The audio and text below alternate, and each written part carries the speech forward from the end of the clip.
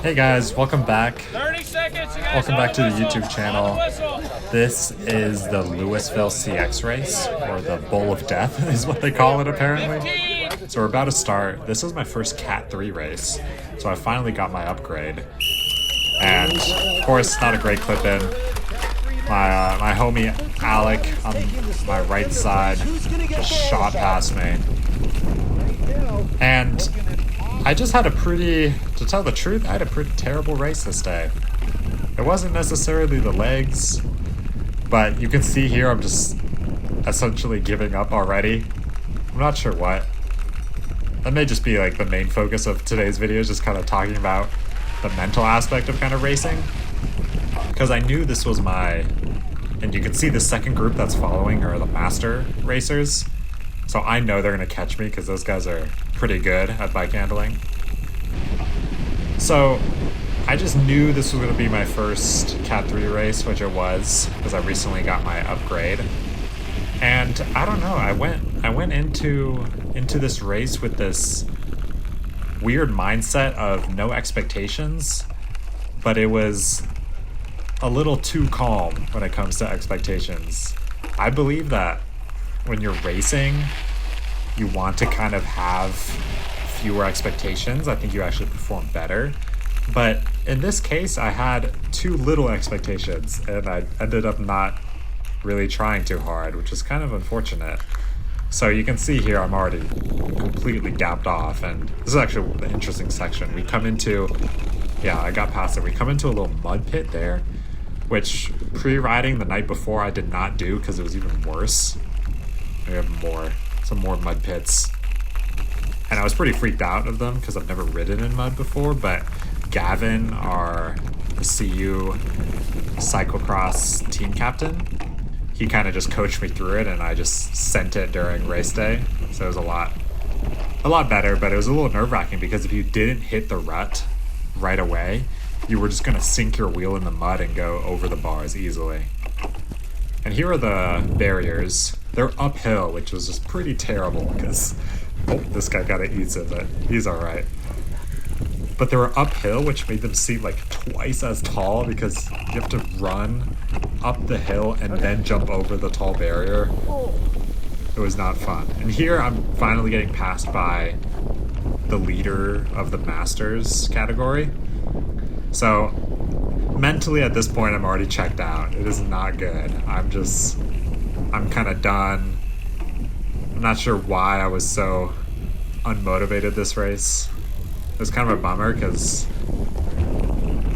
it's pretty pedally in some sections, but there's a lot of corners, and I'm just not great at the corners yet.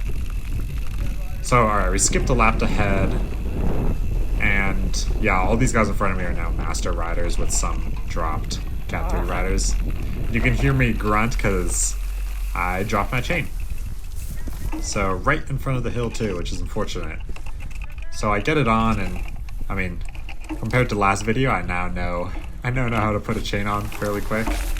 So once I put it on, I just have to run up the hill, unfortunately. Get it fixed? Yeah.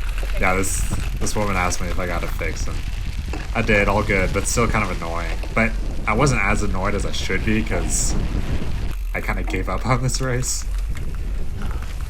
So yeah, just further down that lap, again getting passed again. I'm just trying to figure out how to really learn how to take good lines, and that's kind of the goal of cyclocross with me, is to try to learn as much as possible. So I was just watching these guys pass me and then trying to copy their moves essentially. So this is one of the downhills. It was slightly off camber, but not terrible. But you did have quite a bit of speed coming into it. Back to the barriers where it just felt so tall. It was terrible. They were pretty exhausting. I didn't shoulder my bike there. That was probably a mistake, but that's all right. And these like uphill U-turns are pretty tricky too. I didn't realize you have to be in the right gear or you'll just screw it up. Dude, I'm so... Yeah, you could... That was Javi and Michael cheering me on. Here they are again. They're both good mountain bikers, and they raced the earlier category. Michael already catted up to 3, so he's gonna cook me in the future races. But yeah, they were just giving me some motivation, some much needed motivation, because I essentially kind of gave up on this race. I was just riding it for the sake of riding it, which is alright at times, but also it's a race. So I talked to my coach about it, kind of the mental aspect of it, and it's kind of okay to be locked in on a race. Dude. And oh yeah, fortunate timing. Dropped my chain again, but you know, I think this is the 5th time in 2 weeks, so I'm getting pretty good at putting it back on. And I think I was trying to figure out if I should clip in or not. Okay, I did clip in. I don't remember if I ran it, but I did clip in. Oh, actually no, I did run it. Never mind. Yeah, you can hear my feet running. Not sure what I was thinking this race. It was kind of a disaster class of a cyclocross race. This is what you should not do.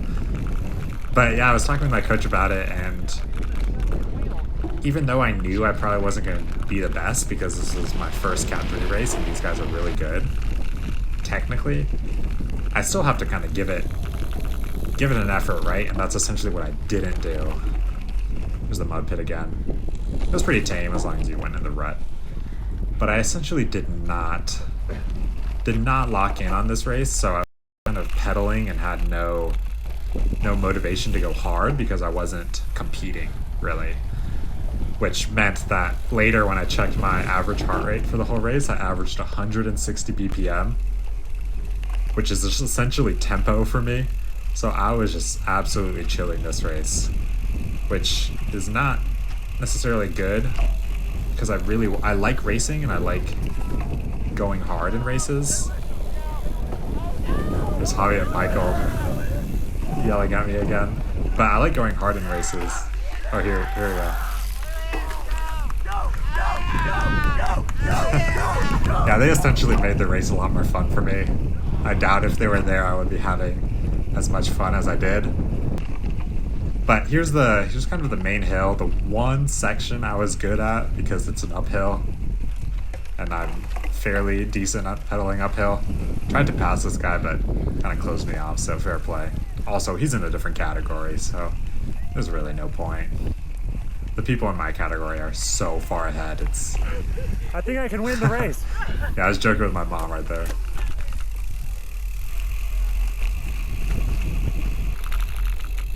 But yeah, I mean, I was telling my mom, I think I can win. At this point, I was completely out of it. It was kind of fun to essentially relax in a race, though. I don't want to do this in future races because it was too relaxed, but it was kind of nice to take a step back and to kind of watch what I was doing wrong and what I was doing correctly while I was racing. I mean, that was one of the reasons I got a camera, is to kind of analyze the race afterwards. And this race, I just knew I wasn't very focused mentally, which makes like a huge difference. And you don't even realize it. Like at the start line, I was essentially telling myself I was going to lose. And when it comes to racing, and if you're telling yourself before you even start the race, you already lost. Like, you should not be doing that. Here's Javi and Michael again. Oh yeah, I just got vectored there. Those guys are so funny. But yeah, when you're self-doubting like right away, then there's really just no point. Like, you already lost in your head, so you're not going to be able to win in the race. So that's kind of the takeaway I got when I was talking with my coach about this race. It's my family on the left there. But the takeaway being that if you kind of shoot yourself in the foot before the race, then there's no way you're going to be able to perform well at all. Which is tricky because I know for a fact that I'm as strong power-wise as these Cat 3 riders, if not stronger. But when it comes to technical skills, I have like none because I have no history with mountain bike or anything. So I know I'm gonna suffer in that and I'll have to do more power to keep up, but if I don't like push myself to try to stay with them technically, then I'll never get better. So this was just like an example race of what not to do when it comes to your mentality with racing. Go Buffs!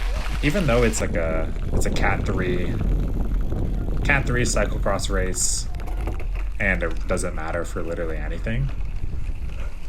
But if you still don't have like the mentality to try to push, then you can never get out of your comfort zone, right? And then you'll never learn.